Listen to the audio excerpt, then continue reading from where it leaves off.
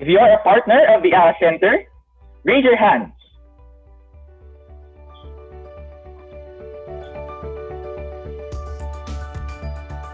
So thank you so much for being with us throughout the last 9 years. And we look forward to see you again in our 10th anniversary celebration. Well, isn't it amazing how diverse our participants in Helix are?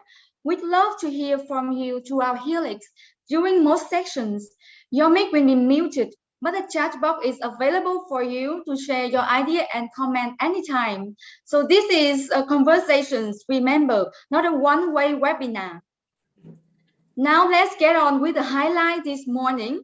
We choose the topic Futures of Humanitarian Logistics as an anchor for us to think of innovation, to think differently. So our speakers will talk about the futures of the supply chain to be delivered by Dr. Robert de Souza. He is a senior fellow at the National University of Singapore. So Dr. de Souza received his PhD, Master of Science, and Bachelor of Science honor in the United Kingdom.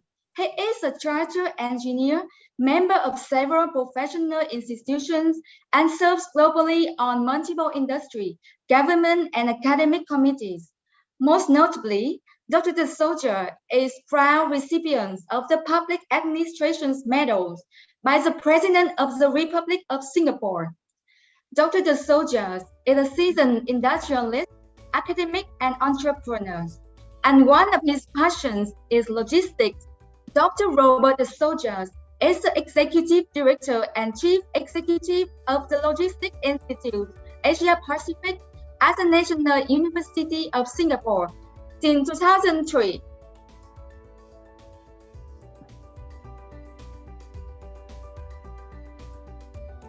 Ladies and gentlemen, let us give Dr. Bob a warm virtual applause.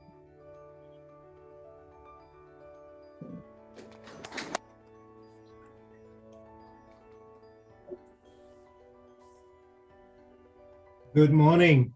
Thank you so much, hosts and distinguished guests, and more importantly, some of my friends. Okay, so are you able to hear me? Yes, doctor. Okay, good.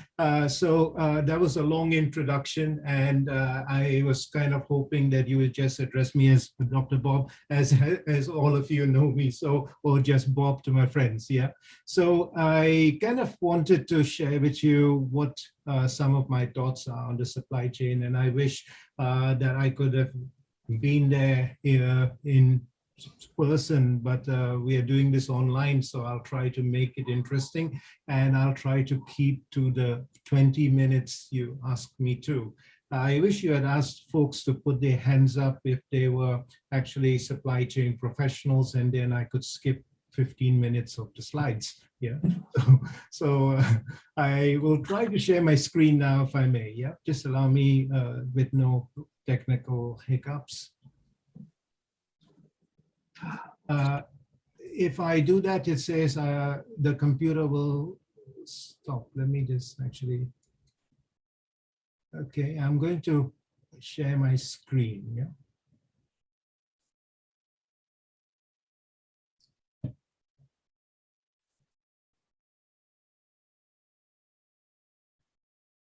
So can you see my slides? Yes, very clear. Okay, let me just go to presentation mode.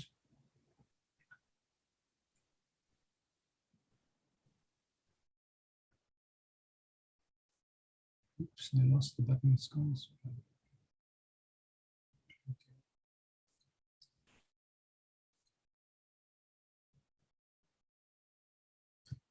So are you saying the big screen or the small screen? I'm sorry about this.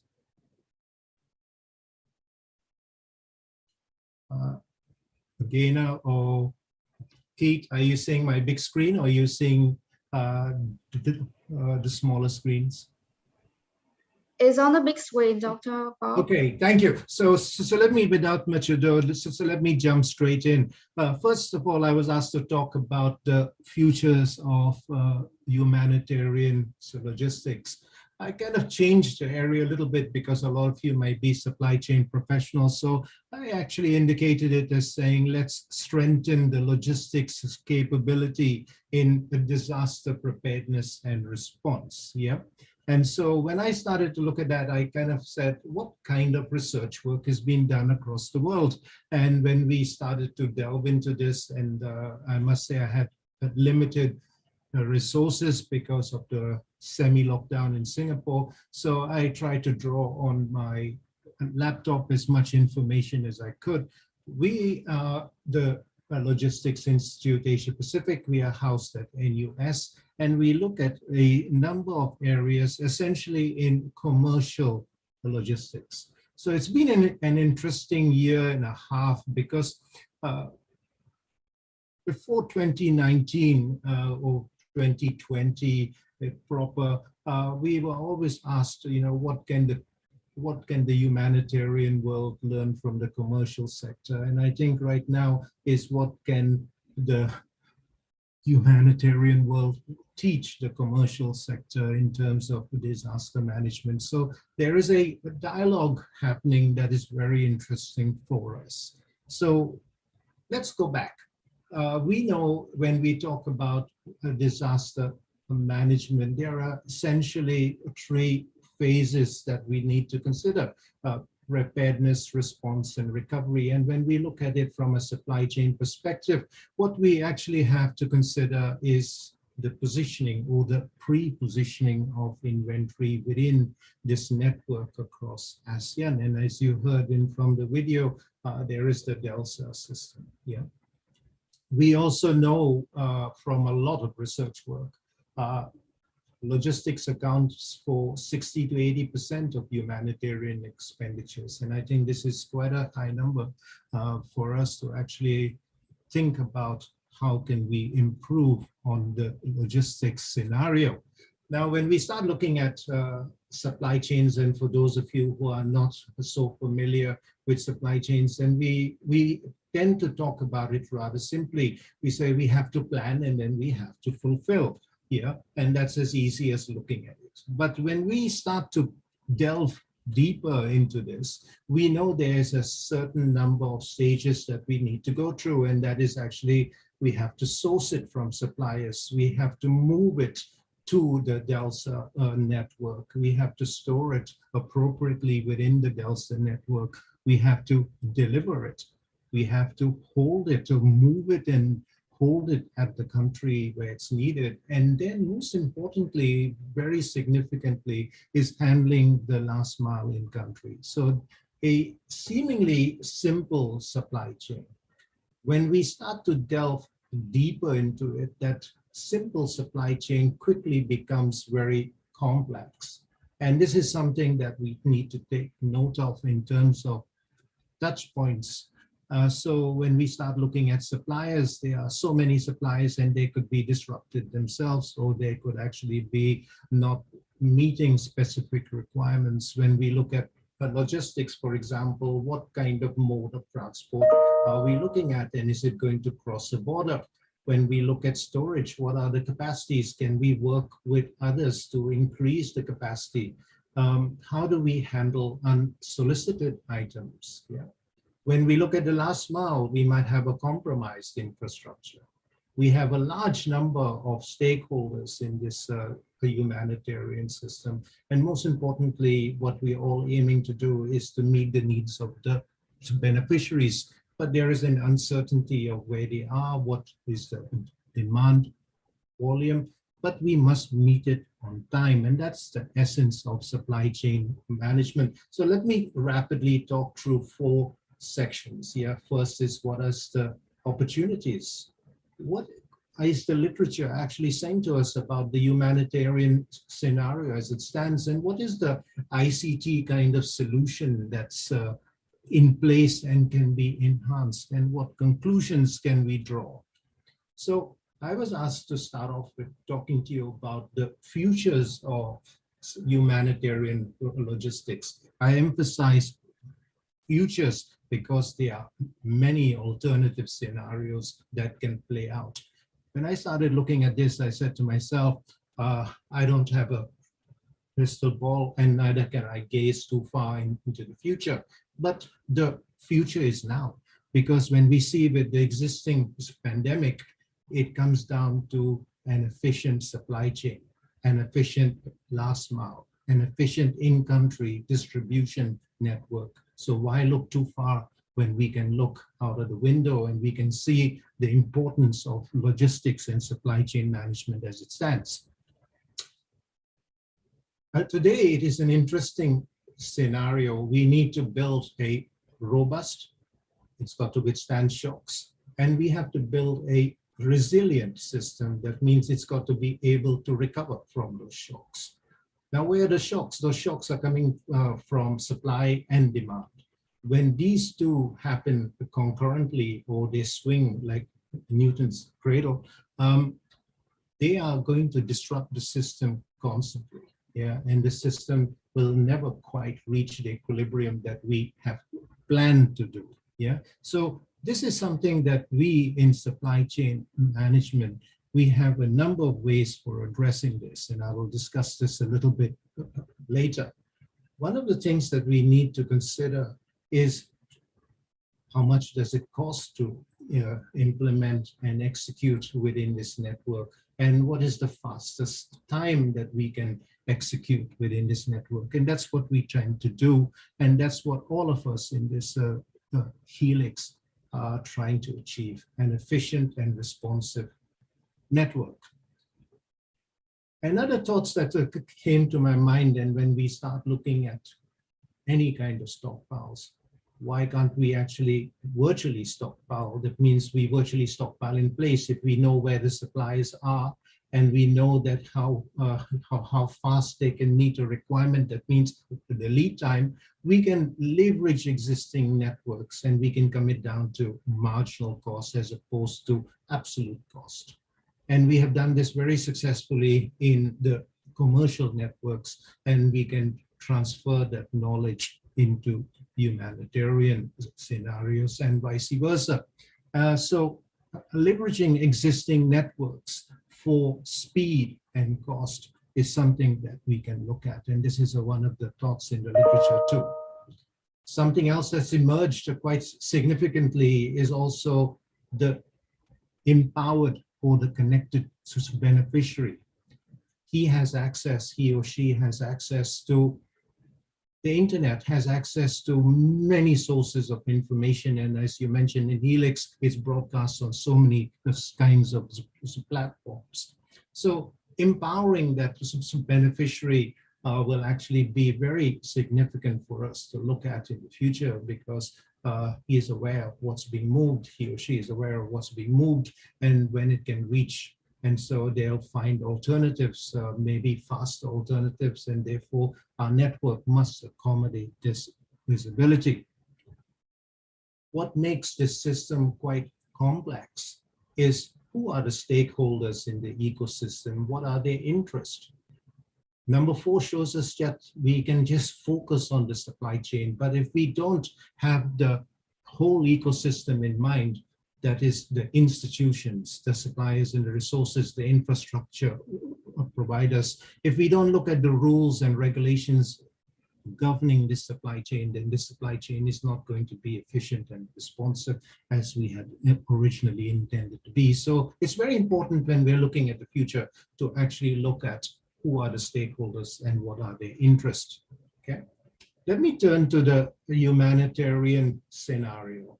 And there's a very good article, but there's a number of researchers, good friends of mine across the world, in ASEAN, in Europe, in US, and actually all around Asia, as well as South America and Africa. And I kind of asked them, what are some of the thoughts? But there's an article here that you can see that summarizes them quite nicely. The humanitarian scenario is set to grow. However, it is fragmented by many humanitarian actors. We need to fine-tune the logistics and the delivery, and we need to understand and expose the vulnerability, and I talked to you about robustness and resilience, we need to be able to understand that if we have a fragmentation, there's going to be a competition for logistics and manpower, resources that we need to somehow make visible such that it's not used as efficiently as it could be. So it's a way it's not used efficiently, we could actually make sure it's fine-tuned. Some of the things that we face quite a lot, and this article expresses it, every one of those actors says, I can do that too. But there's no integration within that supply chain. So how do we achieve integration? There is the circular dilemma. If I build warehouses only for disaster management and there is no disasters, which is a good situation to be in, then what do I use that warehouse or that transportation fleet for? So there is that circular dilemma that comes into place. So the more I build and if it's not used, I have to find alternative. And therefore, we have to explore the partnerships with the sectors like the industry sector. Yeah. Whenever we have a lockdown, and I love this picture, which I loaned from supplyweb.org, whenever there's a rush on loo paper or toilet paper, and why is that so? Yeah, there is a fragmentation in the retail sector. So when the consumer sector, just tends to spike, it creates very much a rapid oscillatory amplification and lagging, in the rest of the supply chain. Or if something is constrained in this area, it creates that bullwhip effect. And therefore, one of the things that we need to do is really reflect on this, and do we need so much fragmentation? Because if there's so much fragmentation in a crisis, then we actually are going to run out of any kind of supply. So this kind of model explains very nicely that the bullwhip effect is very key. Lots of articles coming up on there is a competition between the donors and humanitarian organizations here. The donors themselves are not as predictable and rational. That's what the literature says. The humanitarian organizations here, they have their own concerns to deal with, and they are competing for the donors too. And I love this quote: the best way to design a system is not to design it at all, but to make it agile, to make it flexible so that it can respond, and we have to know those alternative scenarios. And these articles, again, and I share with you images from here, and these are just a few articles. There is a whole host, there's a literature base out there, but they're all saying roughly the same things. There has to be the link between the humanitarian sector and the industry or the commercial sector. There will be a rise of humanitarian logistics service providers. There is a need for collaboration, and there is a need for understanding vulnerability as well as actually how to do risk management. But one of the most important things that echo through all these literature is the need for visibility. So let me just turn, how can we achieve visibility? So when we want to create that visibility, we can learn from several things. Let me just go back. We can learn from e-commerce. E-commerce is very efficient and responsive. And it's interesting that some of the countries that have the best e-commerce providers are also the most disaster prone. So there is a nice ideas that we can learn, and there's a wonderful report from IRIA on this. There is also good information, and we can use visibility tools or visualization of data tools to improve service performance, as well as using those same tools that if we can visualize it, we can enable the coordination, communication, and collaboration to create that visibility. So I call this unscrambling. Some of the things that we need, and I'm not going to go through the detail on this in the interest of time, but some of the things that we have put together in documents is like unscrambling the Rubik's Cube. There are a number of things which are asked all the time. Are my distribution centers in a disaster prone? areas, what is the geographic distribution of my demand? And we have solutions for this. So let me turn to that solution. This is something that we as an institute have worked with a number of folks here to create a kind of what is a possible ICT footprint for secure, smart, collaborative, and coordinated humanitarian logistics. So what you see here is an image of all the stakeholders, the donors, the suppliers, the logistics service providers, the beneficiaries, the NDMOs, the NGOs, and other international agencies. I talked to you a little bit about the unscrambling of the cube, because if we all fragment it, then we are trying to put together a cube that's not going to have the structure that we want. So we need to be able to understand what is being asked, go back to the fundamental principles of what is being asked, and using supply chain management knowledge to structure that into a cube. And once we structure that into a cube, we can employ ICT to handle the visibility. Here I show you what we are doing, and we are going to run a series of workshops for you in order for you to be able to understand with, some of these technologies. So at the base is ERP. How do I handle transactions securely and smartly? There's the blockchain and there's e-commerce. How do I handle alternative scenarios? We have the technology to do digital twins, to take real-time information, simulate for what ifs, and actually implement them as we see fit. We have control towers. The current control towers are very supply chain centric, not ecosystem centric, like I indicated to you, where you have to accommodate all the stakeholders and their interests. So we have this technology is available. How do we assemble this for humanitarian is what we aim to do. So we are going to run a series of workshops, and this is just to share with you. We need you on board, because the more we understand your requirements, the more we can build the futures together.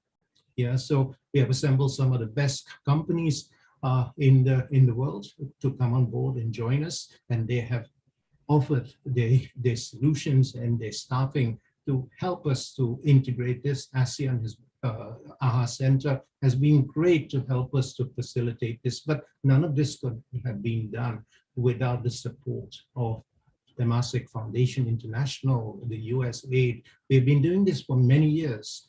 We had this activated from 2011, and now we are coming to putting it into place. But first we need awareness, create the education to spur this use of the ICT footprint that I put together. Yeah.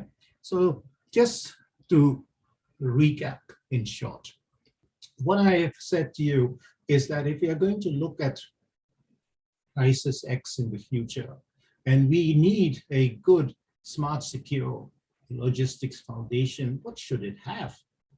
At its core, it should have visibility, because that will increase the collaboration and provide the control between the humanitarian actors and the commercial actors, and get the best network.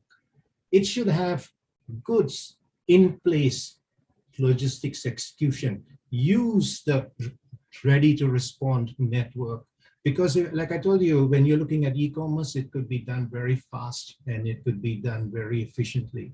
And we can bring down the cost, because going towards marginal cost will tend towards zero. So we can actually bring the delivery cost to zero if we collaborate. And how do we do that collaboration? We have to do that collaboration through platforms like e-commerce. You have to use the foundations of ERP and secure blockchains, because this will match supply and demand, as well as increase the transparency, but not forgetting share accountability. Lastly, once we have a network, where are the vulnerable spots? It doesn't always stay with what you designed. It has to move. The pandemic has shown us that we have vulnerability. So we have to learn with the digital twins. We have to use AI. We have to leverage big data and plan alternative scenarios. And if you watched what I was doing, you will actually have seen that happening here. Yeah. So this is actually the supply chain, and you can see that happening there. We already have got the foundations for doing this, and this is what I wanted to share with you.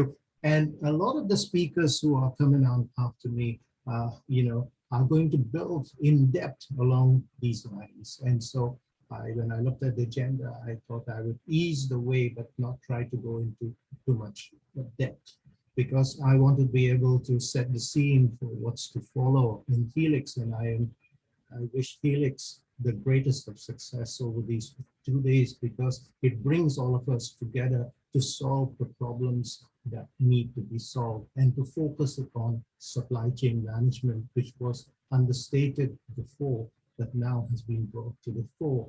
And I thank you for listening to me, and I think I've stayed within my time.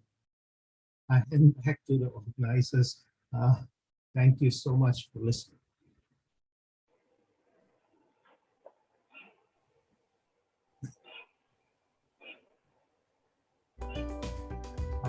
I'm happy to take any questions at the appropriate time. Thank you. Thank you, Dr. Bob. It's really great to hear from experts in the field of logistics with regards to its future, especially for our region. I hope Dr. Bob's presentation has sparked interest to ignite conversations to anchor us to think of innovations. We've heard about very interesting stuff like just-in-time and virtual stockpiles in his talk.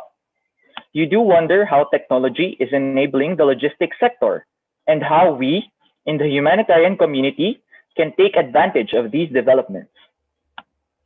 But when we talk about humanitarian logistics, we're really talking about getting the right stuff to the right people, the affected communities, and the most vulnerable, at the right time and with the right price. From a disaster risk management perspective, what does the future look like for humanitarian supply chains?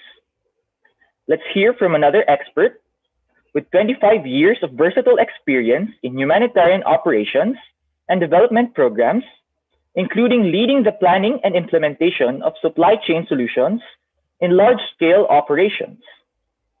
Let's give a big hand to Ms. Alka Kapoor Sharma, Manager, Regional Operational Supply Chain Services, IFRC. Ms. Alka, the floor is yours. Thank you so much, Keith, for the introduction. Greetings from my side to Ms. Tuan Tuan Naga, the Director of the Department of Science, Technology and International Cooperation for the VNDMA. Mr. Tiong Ho Hua, the Deputy Commissioner SCDF. Ms. Adachi Mayako, the First Secretary Mission of Japan to the ASEAN Secretariat, Ms. Adelina Kamal, the Executive Director, AHA Center, and all the ladies and gentlemen who are here today attending this forum. Dr. Bob, it was lovely to see you this morning after a long time. I know we've met a few years back, so it was lovely to see you. I will just try and share my screen. I hope technology is on my side today.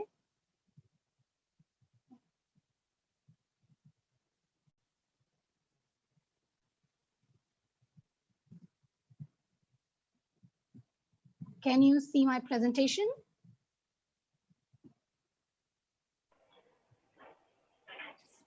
Yes, I can see it on the big screen already. Okay, brilliant, great. Thank you so much. So just to begin with, I would like to thank once again the AHA Center and the VNDMA for giving me the opportunity today to join this forum and to share the work of the Red Cross, Red Crescent societies in this region, and also to share the future direction for us, especially in the area of humanitarian logistics. So maybe just very briefly, I would also like to say that this very well links with what Dr. Bob has actually said in the last 15, 20 minutes. So just an introduction about, I think many of you here in this forum would know, but the International Federation of Red Cross is a secretariat of 192 Red Cross, Red Crescent societies around the world. And in Asia Pacific itself, we represent 38 national societies, and 10 of them are in the ASEAN member states. They are independent humanitarian organizations who act as auxiliaries to the public authorities, and in context of ASEAN are working very closely with the NDMAs. Our reach in Asia Pacific is extensive due to the local network that we have with these 38 national societies, 128,000 branches with a very strong volunteer base, which is spread around cities, towns, villages.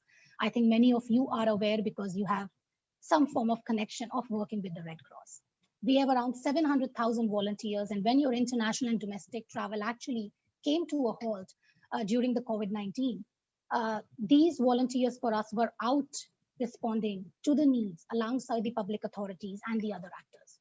So I will leave these two slides on actually to leave with you the network that the Red Cross and the Red Crescent actually has, which is extensive, as you can see, and the fact that this is the last mile, our connect to the last mile, the trust with the communities with whom we work.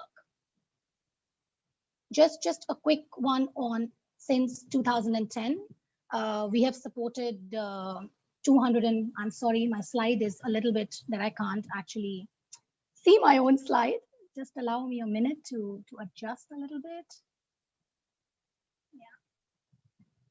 Yeah, okay. It's not happening, but that's fine. So since 2010, we have supported, I think the number is 240 emergency operations in the Asia Pacific, supporting around 15 million people. 41 of these operations were actually in Philippines, Bangladesh, India, and Indonesia. And these countries, as most of you are aware, are the ones which are affected the most by the COVID-19 in 2021. Before I talk about the operational response and challenges, I mean, my slides are just basically to anchor this discussion, but I'll be talking more and not in the sequence of what the slides will actually be talking about. I mean, very much linking with what Dr. Bob had just mentioned. I mean, for us, post-tsunami, it was a clear realization of moving from a centralized structure to a decentralized way of working, with having regional logistics setups, which were made all around the world. And in Asia Pacific, we had one here in Kuala Lumpur, with a stockpile here in KL that we do of 20,000 family kits at any given time for various relief items, which are used to respond to the Asia Pacific disasters when we have. So this was, as I said, something that started with the tsunami, let's say 2005, 2006, which is from decentralized to more regional structures, establishment of global and regional framework agreements, which are facilitating the work that we are doing. But the decade that we are talking about, the next decade is that we have to go beyond that. And I'll talk about that in a few slides. And again, I think we cannot talk about the future if we don't talk about what this 1.5 last years have been for us. What have we learned from the COVID-19 response? So for us, just a few points I will put out here, which actually will link to the future of what we here in the Red Cross, Red Crescent see as the humanitarian logistics, the future of that. I mean, 74% of our procurement was conducted locally during COVID, because I mean, that's how we operated. That's what the situation was. And which clearly gives you a signal that most of the work was done at the ground level, at the community level. International procurements were centralized. So as we all know that COVID-19, the scale and the magnitude of this crisis was so big that we also at the very initial stage think of, is it going to be, can we do the traditional standard response or it needs to be different? And it clearly had to be different. Even though we had our decentralized regional logistics units all around in the world, this crisis meant we were responding to 192 countries at the same time, supporting globally, and 38 national societies here in Asia Pacific. So for us, centralizing the international procurement to reach out to the producers, to the manufacturers, was very, very important at that time. So we centralized the whole procurement here in Asia Pacific from the office, with mostly the suppliers that were from China. That was where the sourcing was happening. Movement, you can see the numbers out there on the screen. What was the movement of what we moved in terms of the items? But I think the key to pick up here is moving goods in a situation of COVID-19 meant we are actually trying to bring goods into countries which either have no flight options available or they have border controlled and there's no movement movement, there's basically sanctioned countries and countries where we actually did have issues to move our goods in. But of course, it had to be done. They had to be supported. The scale of response and the needs could be different in different countries, but they all needed support in some form or the other. Collaboration and partnership, something that was also mentioned in many earlier introductory remarks in the session on the role of collaboration and partnership. Again, COVID-19 taught us that a scale and magnitude of that disaster needed us to leverage on each other's strengths and to work together. Coordinating with the pandemic preparedness cell for us to know what's happening in this area, to understand if there were any joint procurement opportunities that were available to basically leverage on them. Freight solutions, working very closely with the logistics cluster and the WFP, with Qatar Airways, where we had many shipments that were supported by them in the region, because those were one of the very few airlines which were actually operational at that time. Our movement-wide opportunities. We were working as a network of the 192 Red Cross, Red Crescent national societies, which means we were looking at our needs whole together so that we don't have duplicate pipelines and supply chains within the Red Cross, Red Crescent.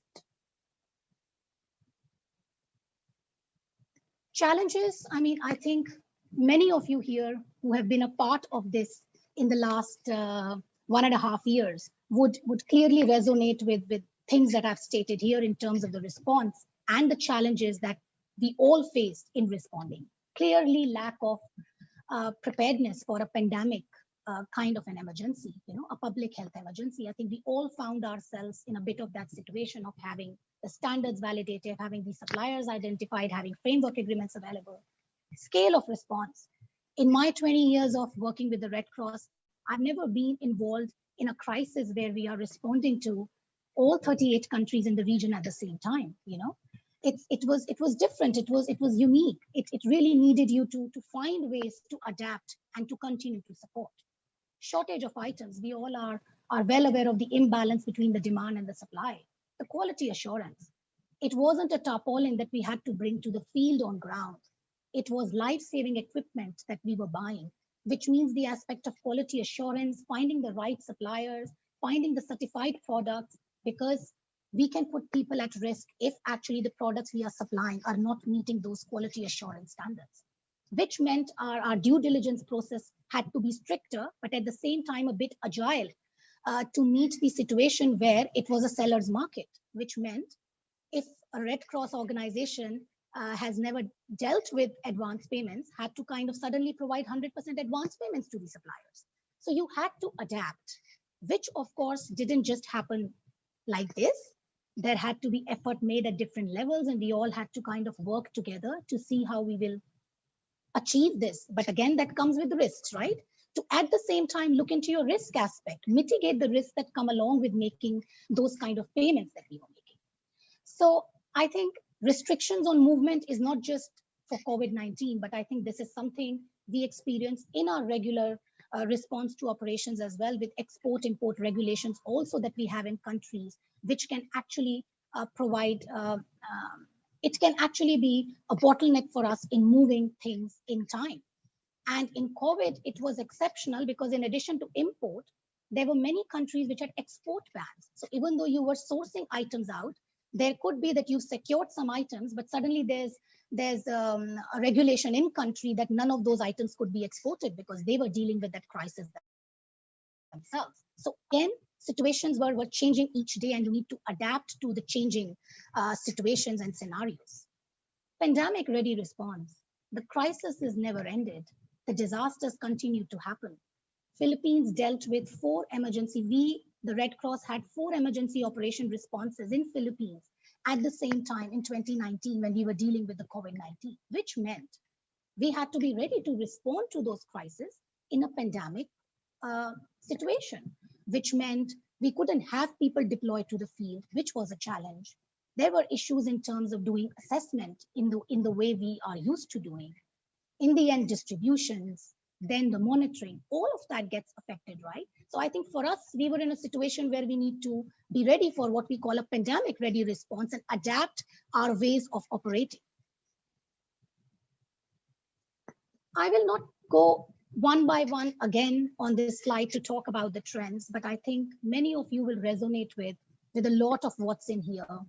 As I mentioned also earlier, the next 10 years, the next decade is all about climate change, climate-induced weather-related disasters. We will have more and more of pandemics. We will have more and more of urban disasters. So I think we need to adapt ourselves and find, look at opportunities which will allow us to operate in those different setups. Continuing with, of course, supporting your regular responses, which also will continue, but also to look at how we will support the new era of these disasters, right? I'll just pick up one more thing because many of my points here will actually be on the last slide, where I think I'll take a bit more time on talking about the key takeaways, I would say, in terms of the future for the humanitarian logistics. But the aspect of community engagement and accountability, which was also a part of what Dr. Bob had mentioned also. I think in the era of where we will be moving ahead with technology, we will be getting closer and closer to the communities, where the response time from the communities will also become shorter, which means sometimes in real time, we would be able to get feedback from the communities and what they are receiving. So we need to find ways how we are ready and how we adapt ourselves to basically incorporate that into our planning and designing of the relief operations. How do we connect that with our suppliers to get feedback to see how we can modify our supply chain related to that as well? So I think this will also be a crucial aspect which will define how we move forward. As the Red Cross, Red Crescent network, as I started with, post-tsunami, we realized we need to be closer to the field and we need to have more regional setups to support the responses. I think now we have come to a stage where we need to build further our localized capacities. I think many of you sitting in here are aware of the grand bargain commitment that many humanitarian organizations have actually pledged into, which is strengthening our localized response. Now, to strengthen our localized response, we need to build and strengthen capacities at the ground level, at the local level, which can be in areas of identifying specifications which are aligned with the local needs and the local specifications, but of course, in line with the minimum sphere standards. Once those are endorsed, we need to look at the suppliers who can actually produce those items in country. Maybe we can't find those in certain items, but in the ones that we can, we then need to look at how can we identify such suppliers? How can we build our framework agreements at the local level, which will actually enhance our response capacities, which is to respond to crisis once we have used up our existing stocks. Because for us in the Red Cross, Red Crescent, most of the national societies actually have stocks which are pre-positioned. So what do we do once those are used in a middle level disaster? We need to have systems, tools available which can allow us actually to accelerate that response. What we call disaster law is actually not just the disaster law, but basically the regulatory frameworks around the disaster response, for which we need to work very closely with the governments to agree during peacetime on that when we have a crisis, what can actually get in and how can we have those provisions made in advance through agreements. When we talk of logistics, especially on localization, I would say that it just can't operate in silo. We can't build that capacity of just the logistics.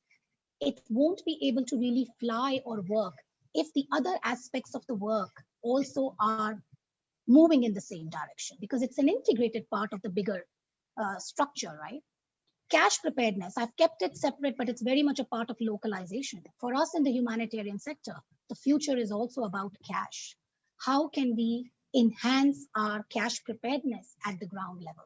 How can we have, similar to framework agreements for item, have framework agreements for financial service providers available during peacetime, which will help us scale up cash response during a crisis? Because cash in many ways is also a way forward of scaling up and also in a way answering to what we call our green response or sustainable supply chain solutions, because you're not moving goods, but you're actually using money to support the needs of the beneficiaries. Collaboration and partnerships, I think, has been very clearly said. And we all have seen in COVID-19 how that has basically helped us in that very complex and complicated scenario and situation to operate. I think we need to leverage more on collaboration and partnerships. We need to collaborate more with the private sector, who may have and does have technologies available. I don't think there is a need for us to duplicate. So I am here maybe combining the digital transformation and the collaboration on this particular point. As was just mentioned, especially when I come to also the e-commerce platform, I think there are possibilities for us to collaborate with the Amazons, with the Lazadas. And if I may pick up a particular idea on a particular topic related to supplier validation. I mean, they operate these e-commerce sites with hundreds and thousands of suppliers. They have process available on the way they validate suppliers, right? The due diligence they follow. They use data, they use intelligence there. So how can we leverage on that they have built? So those are the areas where we need to see how we can further collaborate beyond many aspects of pro bono and CSR component, where we are already collaborating with the private sector. But what's next? Where do we need to go next is where we are looking at. Of course, as you mentioned on the ERP, for us in the Federation, that's something which we are very close to an implementation, because ERP for us, the kind of organization we are with a local network, it's not been an easy one to actually have one system which actually covers all functions and from global to regional to local. But I think we soon will have that. And as was mentioned, will be something which will absolutely increase our efficiency of work.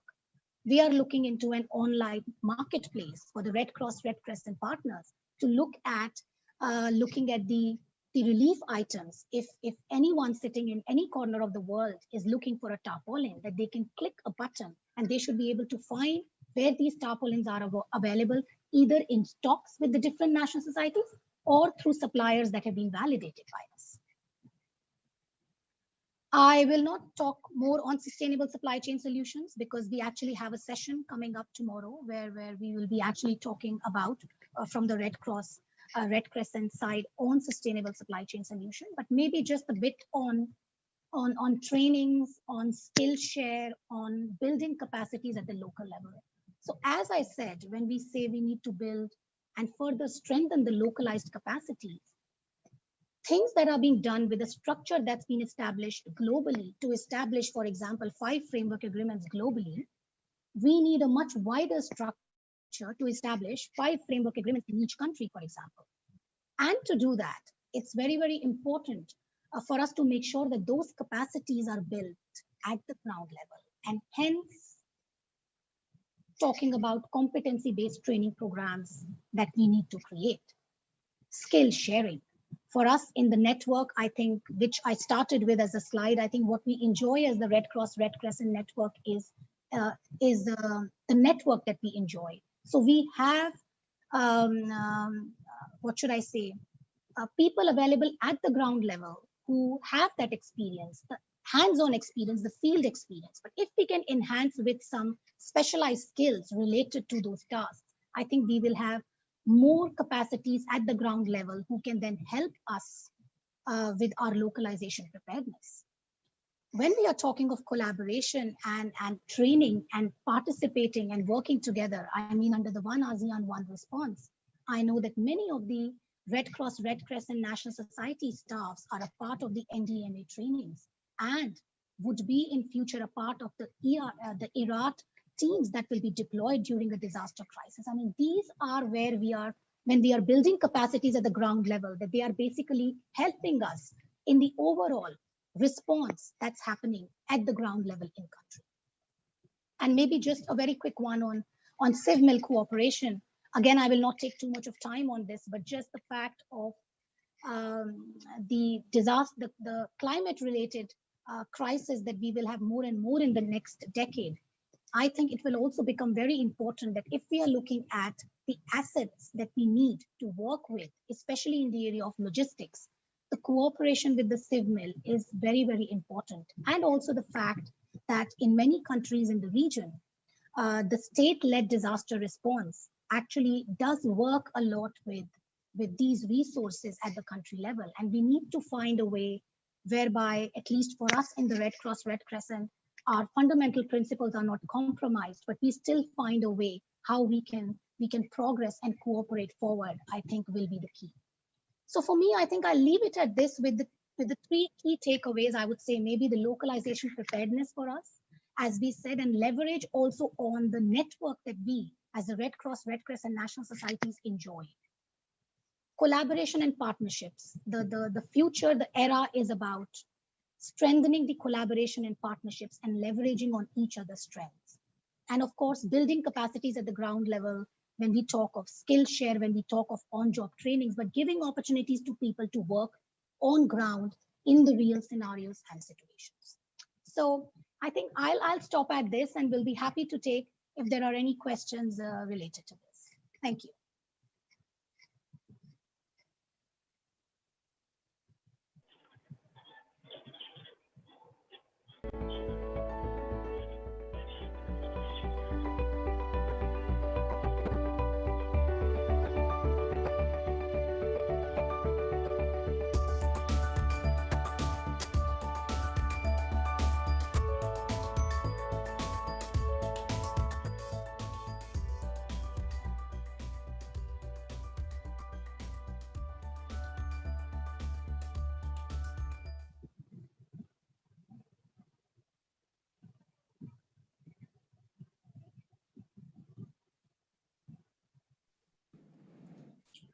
You are mute. Thank you so much, Alka Sharma, for the great presentations. Ladies and gentlemen, I was informed that due to another meeting, Mr. Tiong Ho Hua, the SCDF Deputy Commissioner, have to leave the meeting. Thank you, Mr. Tiong Ho Hua, for joining our event today. And coming back to our wonderful presenters, to me, what an inspiring talk. And now it's time for us to listen to our audience. You may type your reactions, comment, and question in the chat box. Please don't be shy. We'd like to hear your comments, your voice, and your ideas about our event today and about our topics. And we also posted a link in the chat box for you to post your comment, your idea, anytime you come up with. Let me say something about what Mr. Alka just mentioned. For me, first of all, I'm inspired so much to know that a woman is leading the Red Cross international logistic operations.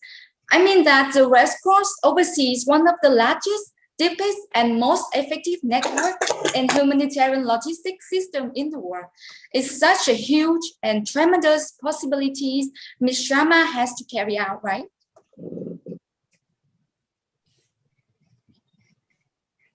That's right, Kimchi. Right now, representation is really important, especially for women, to hold leadership roles in organizations that make extensive positive impacts like the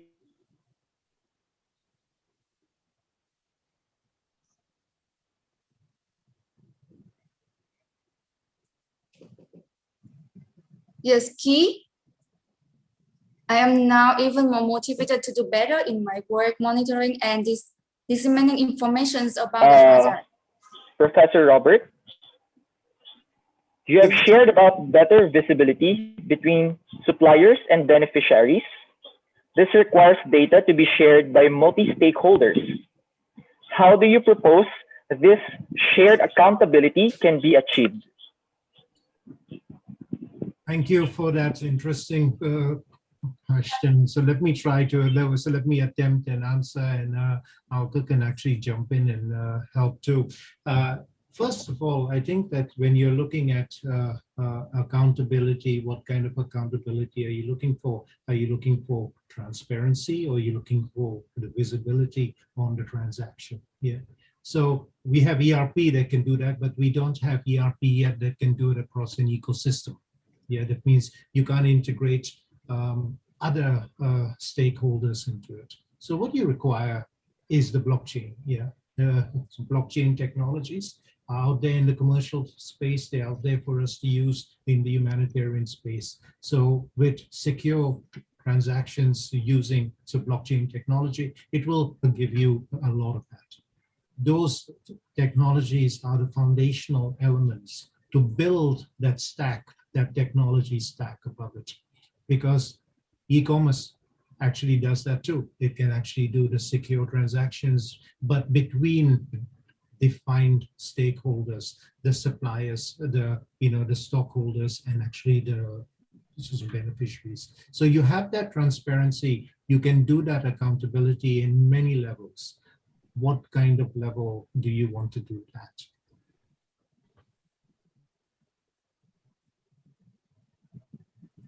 I can't hear you, Keith. I'm sorry. Okay, thank you, Dr. Bob. Kimchi, for the next question. Yes, bringing to your next question is also related to information technology. This question is by Ms. Gaynor in Jakarta. So to Dr. Bob, in which countries, to Ankara, in the information technology-based future, so what do you think are the best practices in enabling the voice and participations of digital excluded, and who are also the most disaster vulnerable? And these questions I would like to direct to Anka, if possible.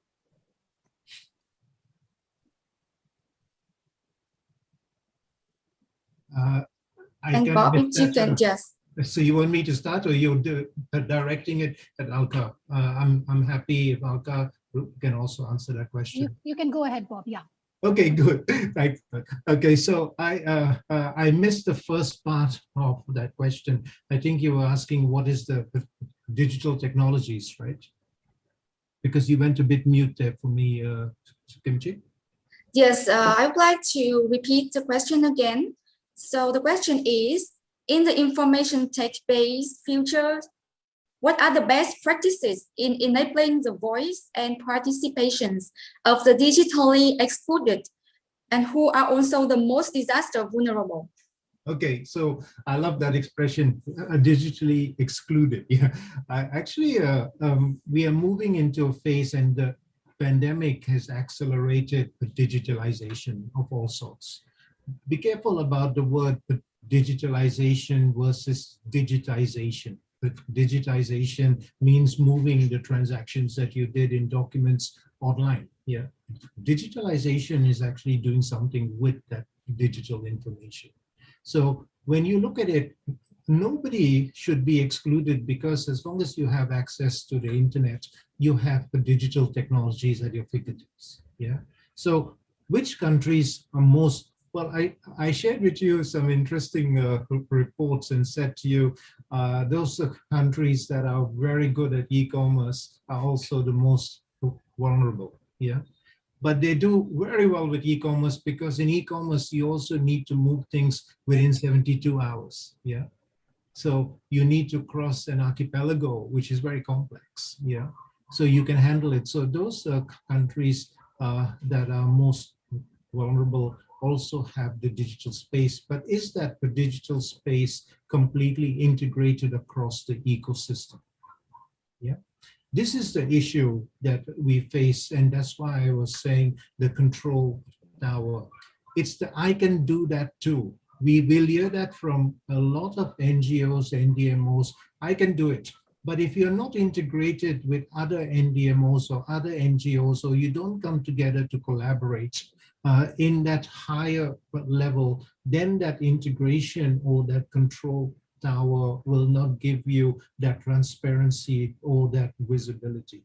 We can all have our own individual e-commerce. It's like every shop having its own e-commerce, right? But there's a Lazada or there's a Shopee above it, right? That actually will integrate and will disintermediate those who don't join that ecosystem, right? So the larger will come on board. You can make information available, but onboarding is very key. Serious onboarding has to deliver the returns that you expect. I talked a bit about the control tower. I see that there's a question, what is that control tower? Take the analogy of the airport control tower. Every airline can manage its operations very successfully. They can land the plane and they can take off, but if they each do it on their own or in their own interest, we'll have chaos. There has to be a control tower or a meta level of control that shares that information across airlines, but does not interfere with the individual operations of those airline companies. There has to be a coordination, a collaboration, so that you can land and take off safely. And that's the idea behind that. What I'm saying is that every organization can have its own digital footprint. We are looking now in the future to an ecosystem footprint where that meta knowledge is shared. Yeah, and that is very key. And that's what's been referred to also in Alka's presentation. Alka, over to you, please. Thank you. Kimchi, may I please request you to repeat the question? Yes, please ask on, Sharma. Yes, please, Sharma. Do you have something to add on this? And if not, maybe we go to the next questions. Could you bring? Miss Alka was asking to repeat the question. I'll repeat the question for Miss Alka. In the information tech-based future, what are the best practices in enabling the voice and participation of the digitally excluded, who are also the most disaster vulnerable? Yeah. I mean, I think Dr. Bob has covered a part already, but for me, I think I will just very much link it to what I started with when I spoke about the International Federation of Red Cross and Red Crescent. I think the network. I think the network with which we work, I think our connect with the communities actually, yes, I think we need to move a step ahead when we talk of technology, but for us, this connect of working with the communities in the communities actually gives us access to getting that input and the community, what should I say, a say into the work that we do. And for us now, as I just mentioned also in one of my slides, the CEA is something that has been mainstreamed across in the organization with any disaster response operation or any operation we are responding for, that the CEA component is extremely crucial for us to get the feedback from the communities. Yeah. Okay, so thank you, Dr. Bob and Miss Alka, for shedding light on this issue with regards to the possible digital challenges when it comes to logistics. For the next question, I think this is addressed to either of you. This question is from Mr. Al Cook. The COVID-19 pandemic disrupted global supply chains. Some local companies adapted to supply essential items. How significant was this element? How has it impacted our understanding of local suppliers and their role in humanitarian operations?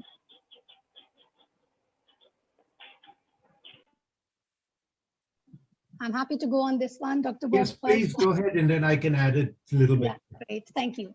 So from our side, just a bit of an experience. I think you saw in my slide which I had presented. I mean, yet again, I'll have to link a few things. I would say absolutely local suppliers did come up, and I think they have clearly shown that in a crisis like that, they are the ones who can actually be relied on. But yet again, I have to say that the items that were requested for a COVID-19 crisis are actually very specialized items. So those were not so many of those items which can actually be just very quickly manufactured at the ground level. And they basically had to establish their own supply chain in a way to support. But for us, absolutely, for some of the items which are not that specialized, for example, the PPEs, we have had suppliers who have actually established themselves. And I think this is, if I don't just link it to the COVID, because for me, COVID was or is still very specialized and the needs are very specialized. In times of disasters for us, we have seen in many countries here in the region, disasters, crises are, as we all know, great opportunities also for the local businesses to kind of grow.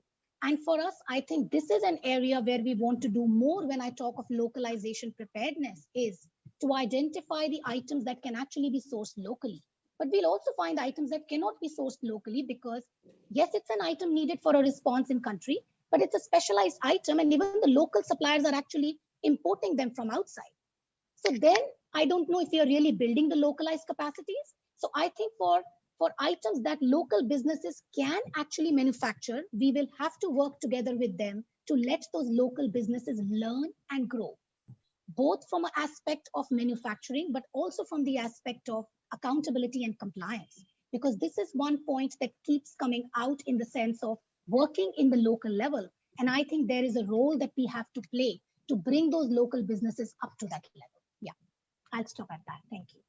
Sure, that's very well said, as usual. Yeah, so let me just add to that some of the points. And I think in the supply chain terms, where there was an emphasis in just in time, and I think now the emphasis is shifted to just in case. Yeah, so you have to build up a local supply, but you cannot build up a local supply for everything. And I think when somebody mentioned the pandemic, just as an extreme example, you can't stock vaccines if you can't manufacture them, or you can't actually, supply them efficiently. So the elements here is, what should I stock, and what should be that minimum stock level just in case? And the second element is that, can I efficiently distribute them? Is my supply chain network robust and resilient enough to meet that requirement, be it local or regional or global? And I think this is actually where I talked a little bit about where is that vulnerability, and if you can actually determine where that vulnerability is, you can address it and make it more robust and resilient. Not every supplies, as you heard, can be actually made in country, but it can be stocked at a minimum level. We have done this in the commercial space very effectively.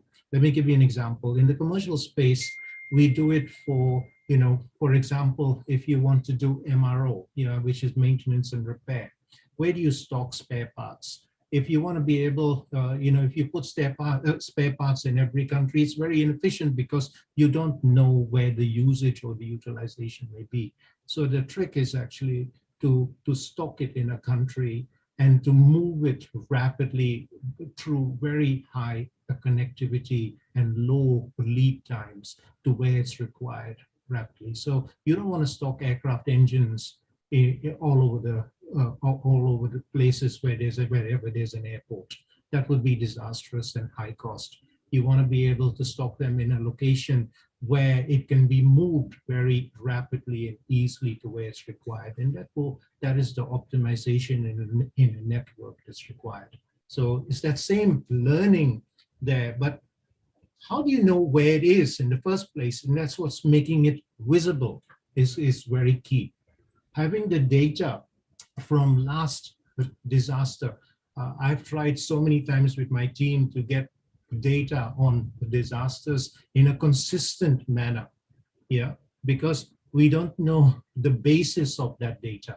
We don't know if that data needs to be cleansed and brought forward. That big data is not there yet. Every organization has its own data, and the way it collected that data is very key, because when we start integrating it, does it come from the same fundamentals? We don't know. And I think that's the move that we need to take if we are going to implement a good ICT system. Who are the key suppliers? What was the responses that were done previously? How effective were those responses? Who did those responses? And how can we share the learning from that with the others? So it's these questions that we have to come in dialogue, together to address them. Thank you, Dr. Bob, and thank you, Arma, for your insight thought about this matter. I hope it answers the questions. And I believe that in the COVID-19 context, we have to adapt and to overcome and even to take the advantage of this to adapt and to develop a more adaptable system in logistics. And coming up to the next question from the question and answer box. This is a question for Anne Cox. Thank you for sending the questions. The question might be directed to Amma or even Dr. Bob if you want to join. So the question is, the COVID-19 pandemic disrupted global supply chains. Some local in-country companies adapted to supply essential items, for example, the hand sanitizers or the PPE. How significant was this element, do you think? And how has it impacted our understanding of local suppliers and their roles in humanitarian operations? Yeah, thank you, Kimchi. Very much linked to the earlier question, actually, in a way. Yes. If I just pick up the sanitizer as an item that you picked up, I mean, if we talk of the number or the volume, it may not sound that big, but even if I need 1,000 in a small country to respond, and if I can find all of those 1,000 in country, for me, it's great because it meets my needs and demands. So if I look at value and volume for this item, I don't think it will be massive or big, but I can just say that we have actually sourced most of the hand sanitizers actually in countries where they were required. So we did have many suppliers who could actually provide them. Plus, in addition, we also have to understand hand sanitizer as an item for transportation is categorized as a dangerous good. So it's not an item that's easy as well actually to transport. So for us, if the particular question was on the sanitizers, I would say that we have actually procured most of them in countries in the region wherever they were requested, and we have not procured them regionally or globally to actually ship them out to the countries because it's very complicated. Yeah.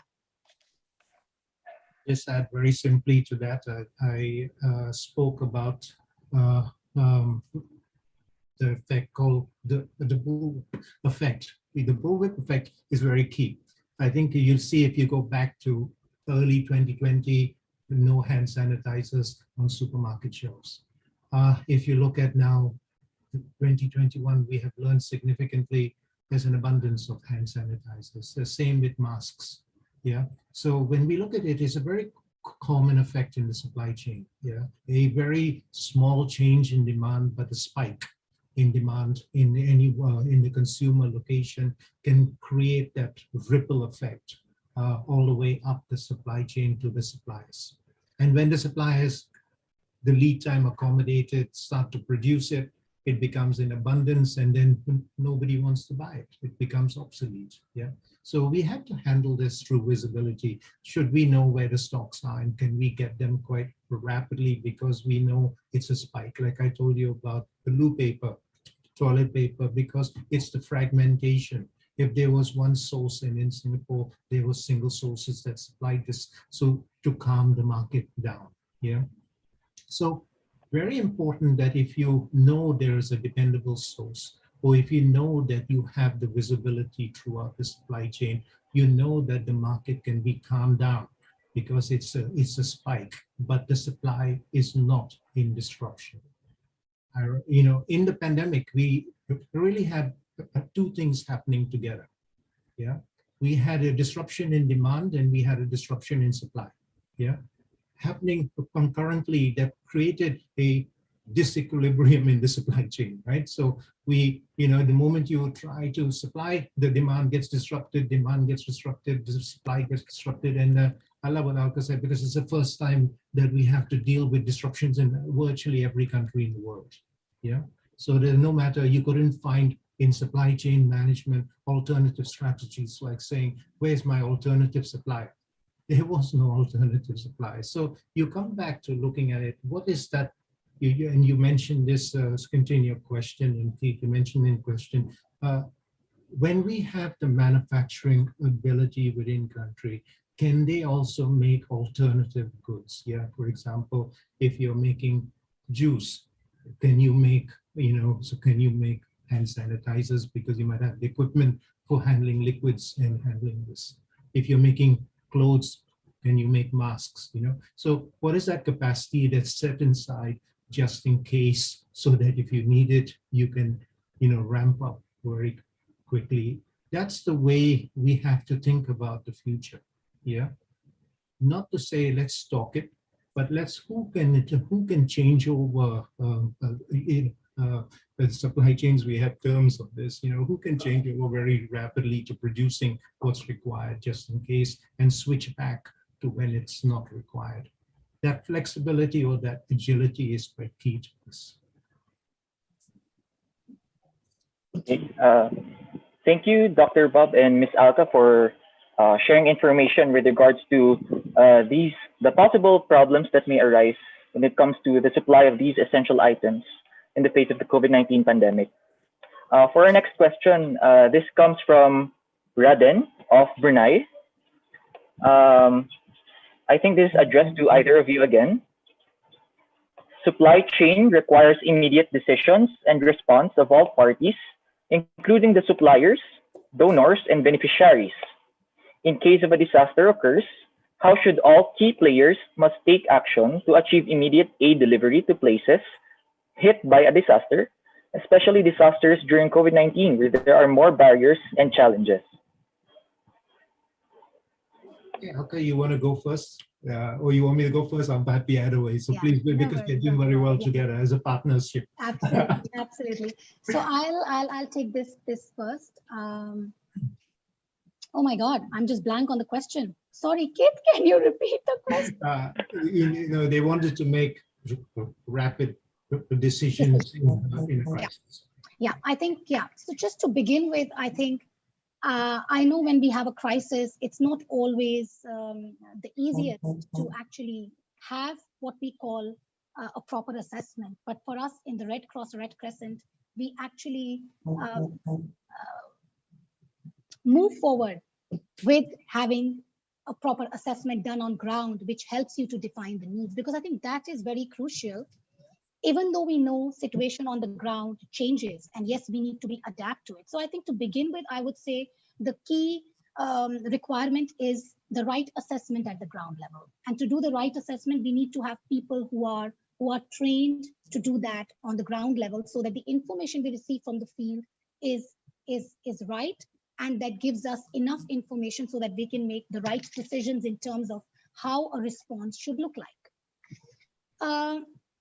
In terms of the response, absolutely, I think it's I don't know how to say that, but after dealing with COVID-19 last year in the beginning, which was 2019, and now in 2020, dealing with oxygen for so many countries in South Asia, I mean, it absolutely tells you that sometimes in certain responses, especially of the ones that we have seen now with the pandemic, the needs actually, once when they are there, since they are life-saving, in many ways, they are just needed in the first 2, 3, 4 weeks. And beyond that, actually, in many cases, or in some cases, it may not add any value. So absolutely, you need to be agile in the way you are planning. But I think we are still a way, I should say, behind, or I think we need to do still more when it comes to bringing the suppliers on board on this, when we are working in crises like this, that requirements can actually change. The aspect of supply chain in the sense of the transport, I think can still be managed, because that is the second leg, because after once the goods are secured and procured, once the production is done, that's the second leg, right? The transportation. But items, once when you've secured, can actually be a little bit challenging for you to change either the item itself or the production, because it's already happening. So, I mean, I don't know, how do I say that for us right now? Maybe I can just give you a quick example that we are facing currently with oxygen that we are buying for the region. I mean, for us, the situation as such is that we have in parallel operations happening also in other countries, because now the crisis of the COVID-19 has moved from just India to Nepal, and then is moving further to the other South Asian countries. So there is a flexibility in our supply chain to actually move as well the items as to where we think there are more needs. But this clearly needs, I would say, in our sector, a lot of work absolutely with the suppliers who need to understand how things and situations can change on ground, and more advocacy with donors. Sometimes when donors have made their commitments as well to what they can support, it's always very difficult as well to get them to change it, because they have their own back donor commitments that have made. So it is challenging, but I completely agree. The agility, the risk appetite to make certain decisions, I think is extremely, extremely crucial. I think the whole idea I would still emphasize a lot on the risk appetite of also the organization sometimes to say, let's go on with having an alternative in mind, because I think those are the things that are immediately needed and we make to have a decision. But have an alternative plan B along in situations like that. Yeah, over. I'll just simply add to that. There are two elements here, and Alka's mentioned them. Yes, one is the ability to execute very well, and the other is the ability to have a plan. If you're only going to have an execution plan, then you're going to be able to just respond, but you're not going to have the preparedness. Yeah. So that comes to the other element of the planning, and I talked to you a little bit about having to plan, and sometimes we don't plan very well. You have the tools planning, and this is actually saying what are the possible scenarios that can play out, what are the risks that can be what risks can manifest themselves, how do I handle that? If you have that in the ability to plan, then when it comes to the need to execute or to change an execution, then you have the alternative scenarios to play with. Okay. So execution is very well done. Yeah, I mean, as you hear that, and I think we execute, very rapidly, very fast. But the planning is what actually drew us. Now, just think about it for a second. Here we are moving one kind of item, which is the vaccine, from a few sources to many countries. The complexity is not in how many types of vaccines. The complexity is in the distribution and in the supply, and also how do I then allocate it to the various demand groupings that every country has decided differently. Yeah. So if very simple supply chain can get very complex very quickly if you don't have the plan. You have dashboards, and I know all the folks in here, you have dashboards to monitor and to create that visibility. Imagine if you had those dashboards that said, I know where the supplies are at any one time, I can calm the situation, but I can also know my response. Yeah, so linking up between the ability to plan and the ability to execute the dashboards, which are always getting information from the execution and adapting it according to the plan so that you have a coordinated response. So I think the rapid decision making that the question said is that you got to be prepared. You got to have the scenarios planned out, even for those that you don't even know. So the unknown unknowns, yeah, you have to get that planned for. So this is something really key. Yeah, if I may just add one word to it, Dr. Bob very well said, when we talk about the unknown, I still remember a few years back, that's what came out, that in the humanitarian sector, you actually are operating your supply chains in actually the unknown. In situations where your normal infrastructure or supply chain means are actually not operating. We have used donkeys to transport items in far to reach locations in Pakistan. We have used Sharpas in Nepal to actually transport items again to the far to reach sites. So I think in the humanitarian sector, again, you need to organize supply chain in situations where actually the regular supply chain needs are just not operational. So you need to think how to do it differently and out of the box with what is available. Over. Yes, well said, Dr. Bob and Alka. Thank you so much for your very clear and detailed explanations and example for us. I think we are running out of time for the open sections and we couldn't take more questions from now. May I ask Dr. Bob and Alka if you have any final points for this? Before we end the sections. So Alka, you have to go first. I have to defer to you. Dr. Bob, thank you so much for that. I mean, for me, I think I would just once again like to thank the AHA Center and the BNDMA for the opportunity given to be here today and to share. Congratulations to the team for completing 10 years, I would say. And all of those who are here, I would just like to say that there's a lot that's happening in the next 2 days. They are very, very interesting sessions. The Red Cross also has a few host sessions, are also hosting a few sessions. So I would just request you to join and attend and learn and listen for what's ahead actually in the next 2 days. So good luck to the team. Thank you. Thank you, Alka. Yeah, I just wanted to just add to that.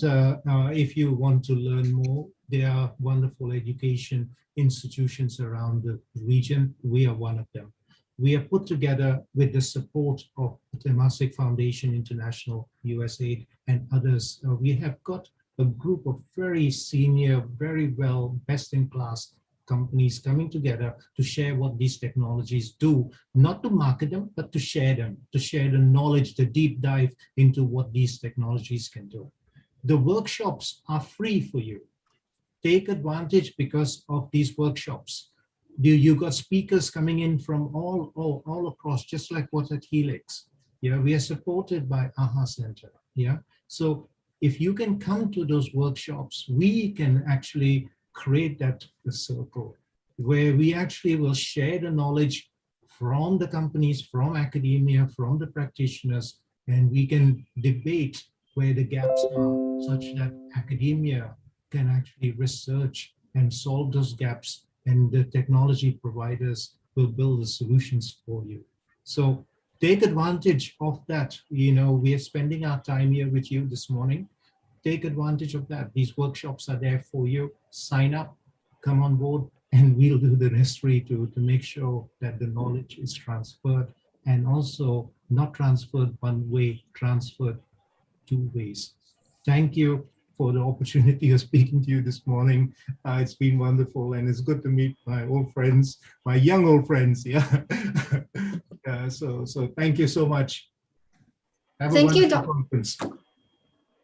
Thank you, Doctor. Thank you, Arma, for spending time with us today with your very valuable ideas on this. We're very happy to have you today with us.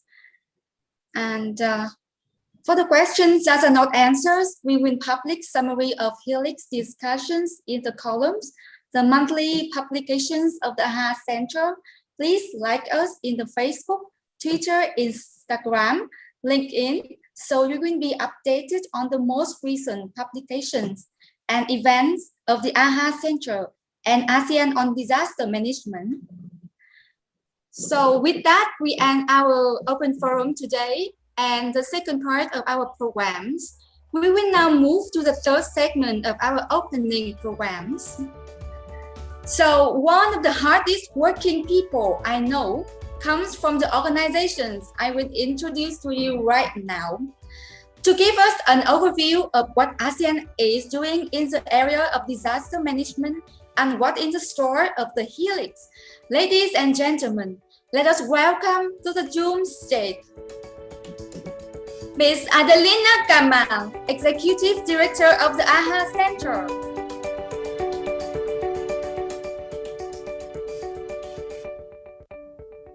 Thank you very much, Kimchi and Keith, and what a good first day and opening ceremony, moderated and also hosted by you, Kimchi and Keith. I love your energy, and thank you so much, Vietnam Disaster Management Authority, for co-organizing the Helix together with the AHA Center.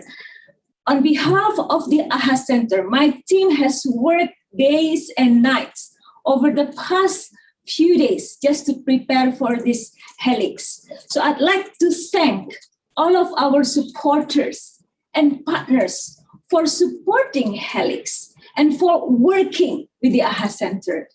Also, I would like to thank our participants for your overwhelming interest to participate in this Helix session. In particular, I would like to thank again the government of Vietnam, in particular, Vietnam Disaster Management Authority, Ms. Nga, Kimchi, and all the team in VNDMA. Thank you so much for co-organizing this event with the AHA Center. I would also like to thank the funding parents, mothers, and fathers of the AHA Center, the 10 ASEAN member states, the National Disaster Management Organization, who band themselves in the ASEAN Committee on Disaster Management, as well as the ASEAN Secretariat for your guidance and support to Helix. I would also like to thank our main funding partner and supporter, the government of Japan, through Japan ASEAN Integration Fund, our supporting partners of Helix, Angin, Temasek Foundation, and UPS, and our hackathon partners, Help Logistic Impact Week and Launch Labs. We call it a hackathon because that's a hackathon of the AHA Center. I've mentioned earlier that we have diverse types of audience. We have participants coming from governments, academic research and technical institutions, the private sector, UN, Red Cross, Red Crescent movement, civil society, entrepreneurs, youth, students, philanthropists, and volunteers. So thank you very much and stay tuned. Now, this morning, my job is not to give you keynote speeches that have been done by Dr. Bob and Alka, not to give you official opening speeches that have been done by the other three speakers. My job this morning is to give introduction to the next session. There is the exhibition and the 21 focus session that will be happening later today as well as tomorrow. But before that, I'd like to check with Wendy whether you still have space for me, because I'm going to tell you some stories and that will involve some animals to be put into your drawing. So I hope that you still find that space, Wendy, for me. So let me begin first with the Journey of Helix. It's been actually a long time process in terms of preparing for Helix. It's been like 2 years in the making. And it's been nothing, the process of Helix, the Journey of Helix, nothing but interesting. And you can ask my colleagues, Gaynor, who leads the Helix. Applause to Gaynor and the team is with me today. It was supposed to be an on-site event in Hanoi when we would visit Miss Nga and Kimchi. Vietnam, Hanoi last year on site. But of course, in view of the COVID pandemic, we have to turn it into a virtual mode. While face-to-face interactions would have been much easier, we may not have reached the phenomenal number of online participants registered that we have today. Over 1,000 participants from ASEAN region and beyond. Helix aims to capture the latest innovation in humanitarian logistic and supply chain management to provide solutions and address gaps in logistic capacities in the ASEAN region. So it's about problems from the region and solutions coming from those who are also in the region. So that is the objective of Helix.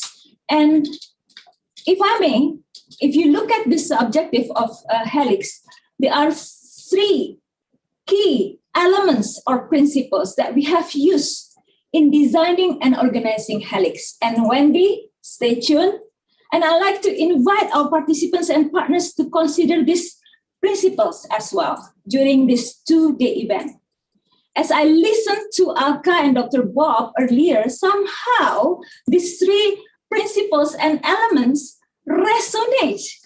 And I kind of like going to summarize what Dr. Bob and Alka have said earlier in their keynote speeches. By the way, good job, guys. Well done. I'm blown away by your presentation and your discussion. So, Wendy, again, watch out. There are 3 Helix principles that I think we have captured during the designing process and conduct of Helix. And these are 1, the mother, 2nd, the midwives, and 3rd, the big white elephant, and the giraffes in the room. So let me first talk about the mother first. From the time Helix was conceived, it has always been anchored on what are the problems in humanitarian logistics in this region that we want to solve. Why?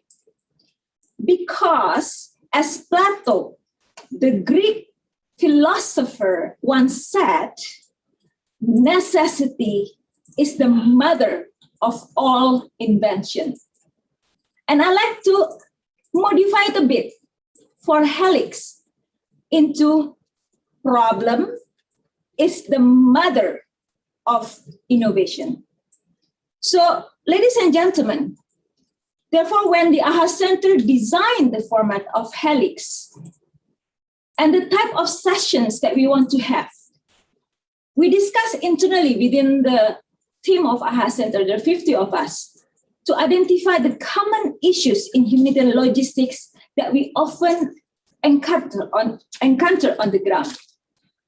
Then we did our own analysis based on our after-action reviews, facilitating ASEAN's response to 36 disasters in the past 9 years. We also talked to subject matter experts and practitioners. Many of them are here with us today as speakers, host sessions, as well as finalists for the iPitch. We also used the studies that the ACDM and the ASEAN Secretariat did to capture the needs and gaps of ASEAN countries in terms of humanitarian logistics. Then we use our own feasibility study that AHA Center and Red R Australia did recently about the future of logistics in ASEAN. So we have been deep in problem definition, diving deep into the problems that we want to solve. Because after all, as someone from the Harvard said, innovation is at its core about solving problems. We believe that innovation shall be based and shall be born out of needs, out of problems. Needs shall be the impetus for designing innovation and solution, especially when we talk about it in the context of disaster management. This will make our innovations more grounded, applicable, sustainable, fit for the purpose, and sustainable. Ladies and gentlemen, when we talk about problems, we have enough of problems in this part of the region. Our region is known as the 7-Eleven and supermarket of disasters. Nothing to be proud of, but that's the reality. We have enough problems when it comes to humanitarian logistics in this part of the region, in this part of the world, the Southeast Asian region. So when it comes about innovation at its core, which is at its core about solving problems, this region, ASEAN region, is the perfect innovation lab for solving humanitarian logistic problem. So that's my first point, Wendy. The mother of innovation is the problem. Second, let me talk about the midwives. Innovation requires collaboration. While necessity or problem is the mother of invention and innovation, knowledge created through collaboration is the midwife of innovation. Collaboration can bring unique sets of knowledge to the table. It can give birth to new ideas through the blending of unique viewpoints. Therefore, when the AHA Center started the idea of Helix and preparing Helix together with the Vietnam Disaster Management Authority, VNDMA, we decided that both of us cannot be the only midwives here because there are too many problems in this region that need to be solved when it comes to humanitarian logistics. And potentially, there could be solution beyond AHA Center and beyond VNDMA and beyond the disaster management sector. So we decided to reach out to other midwives. We reached out to our existing partners, the UN family, including the WFP, UN OCHA, the UN Humanitarian Response Depot, the Red Cross and Red Crescent family, IFRC, ICRC, and the whole movement.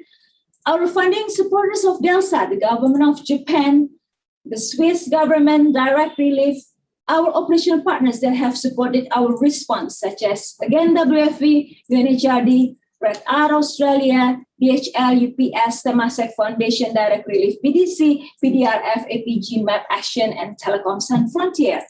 We consulted them to be the midwives together with us. And then in the process, we found new partners, and we started working with them. And this includes Dr. Bob's Institute, the NUS, the Logistic Institute in Singapore, Singapore Management University Lin Center in Singapore, Help Logistic, Thammasat Business School Thailand, Angin, Impact Week, and Launch Lab. In the end, ladies and gentlemen, we are able to gather 50 different organizations as midwives of Helix, collaborating with us as session hosts for Helix.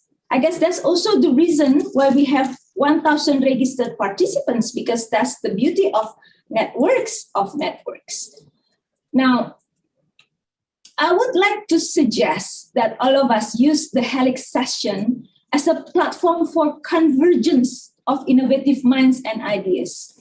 It's a great opportunity for us. We have the practitioners who have the problems in one end, right? And then we have those who offer solutions, like Dr. Bob Souza at the other end. Okay, so let's talk and converge. Now, let me talk about the third factor or the third element, the big white elephants and the giraffes in the room. Innovations should lead to changes. And this not only changes in terms of product innovations, but also processes, as well as business models, and important also attitude. Now, I'm going to use the metaphors that my friends Paula and Meg have used in their podcast recently. And these are about the big white elephant in the room and the giraffes in the humanitarian sector that we often overlook. In the humanitarian sector, let's talk about the white big elephant first. We often forget the biggest white elephant in the room. What is it? It's the power. The people that we serve often have the zero or little power to decide what they get. However, the good news is, in the era of digital transformation, in the era of Industrial Revolution 5.0, perhaps we should be talking about how technology can be used as the enabler to reach out better and faster to the people. How can we use technology to help us cut layers and middlemen? Many of us will be uncomfortable, I know, but if that can make our work more efficient, why not? How can technology help us increase our accountability to the people? Now, let's talk about people again. Perhaps we should talk about how to streamline the system using technology and innovation. Perhaps, Alka, while we talk about cash, right, and the future of cash, we should also be talking about streamlining the logistics supply chain. Because if we don't do that, then we will not explore the potential of cash. Perhaps we should also scrutinize scrutinize ourselves, the humanitarian system, so that we can be more beneficiary-centric, not organizational-centric, looking from the perspective of disaster survivors, changing ourselves from the trading mindset to the humanitarian mindset, or from the social welfare mindset to entrepreneurial thinking. I'm not sure. Let's discuss about it later. So perhaps also, and this is also a challenge for us in ASEAN countries, we should not be focusing more on the products that we produce, that we sell, that we store in our warehouses, but rather on the beneficiaries and the people that we served. So that's the white big elephant, right? The people. Now, let's talk about the giraffes in the room. And we often overlook them as well. And I'm using the metaphor of giraffes because they're tall. So they can see beyond the horizon, our horizon, right? And therefore they have this foresight ability. So there are 3 giraffes in the room, at least, that I want to talk about that we often overlook. One, the first one, and Alka mentioned it earlier, localization. Building, respecting, and investing on the capacity at the local and national level. In the context of innovation, this would mean avoiding top-down, vertical, north to south approach, avoiding supply-driven approach, and promoting rather horizontal approach, south to south approach. That would also mean avoiding economic rent, offering technology to the same community for 50 years because we are hoping that they would still be reliant on us. That is not creating resilience, guys. That's creating reliance. Now, the second giraffe in the room, diversity and inclusion. And I'm so glad that we have session exactly to talk about inclusion. Our humanitarian system, particularly in this region, is not homogeneous, but diverse. The space in the future and even now is not going to be dominated by the government anymore. There is a wise methodology or approach used by the chief of the Indonesian National Disaster Management Authority, Bapak General Doni Monardo.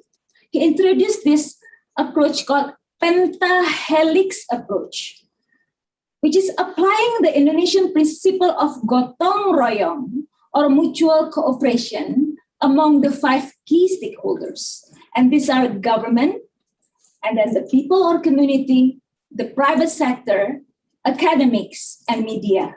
5 of them working together in finding solution to the problem. So he realized it's not going to be government-dominated space anymore in the future. Size doesn't matter anymore in the future, I would argue, because collaboration such as Pentahelix would require consensus, equality, and cooperation. And it should not be a forced collaboration. Now, the third giraffes in the room is next normal. And Alka mentioned about it quite a lot. We have the so-called climate crisis, potential biodiversity collapse, the never-ending and the perennial nature of our disasters, particularly in this region, coupled with pandemic and other new risks that we are facing. So there's no way we can do business as usual. No way. The only way is to regard it as not only the new normal, but the next normal. And this was mentioned by my mentor and my close friend, Dr. Jamilah Mahmud from Malaysia. Next normal, guys. The third giraffe in the room. We have to embrace change, therefore, because we will be living in the world, or we are living in the world of VUCA, volatile, uncertain, complex, and ambiguous.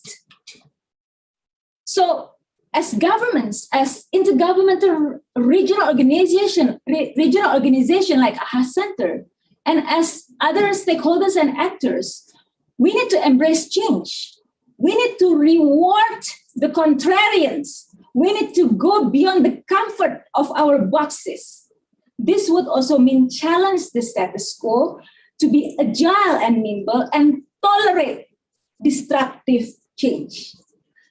Not every organization can do this, and not even countries can do this. Not every communities can do this, but this is a reality, the reality that we have to face, the reality of the next normal.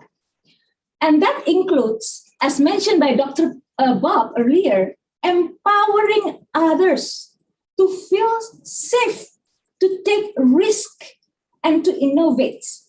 And that includes both us, the providers, as well as the beneficiaries.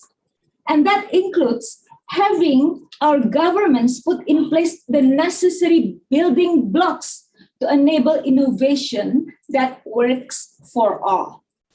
So in conclusion, listen to your mother. Why? Because the problem is the mother of innovation.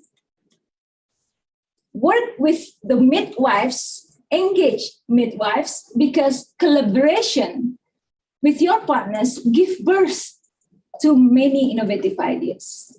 Third, look out for the big white elephant and the giraffes in the room, because these are the futures in the humanitarian sector, including humanitarian logistics. So I hope these principles, and I hope Wendy should have a space to write the giraffes, to draw the giraffes and the white big elephant. And I hope that, these elements or the principles can spark further debate and conversation in our Helix session. After this, next in the program, and I'm sure Keith and Kimchi will announce, we will have exhibition. We will have over 70 exhibitors that will participate in this exhibition. Majority actually are coming from Vietnam, hosted by the VNDMA recently launched Business Forum. But then later today, we'll also have the 21 focus sessions organized by our partners, 50 of them. Today, later this afternoon and tomorrow. So please join our Helix sessions and continue the conversation, continue the debate. And I'm told that for the exhibition, there will be also prizes, right? So the exhibition, there will also be prizes. So stay tuned, guys, and over to you, Kimchi and Keith. Thank you. Thank you so much, Ms. Angelina Kamal. I love your energy. I love your speech. Yes, as you say, what is the most same things that Helix conducted to this year is that we couldn't do it in Vietnam as we planned in advance just because of COVID-19. And it's so a shame because we couldn't invite all of the practitioners, the thinkers, organizations, and especially the suppliers to Vietnam. But once again, we do it online, which is the way of adapt IT to making things possible. So the AHA Center is doing so well, and thanks to the great performance of every officer of AHA Centers. And I believe that they can do such good things because they are all inspired by you, by your great energy and your great enthusiasm. Thank you, Ms. Angelina Kamal. Colleagues and friends, one of the events we have here at the Helix is the virtual international exhibitions. So let's have a look at the list of exhibitors who are joining us in this event.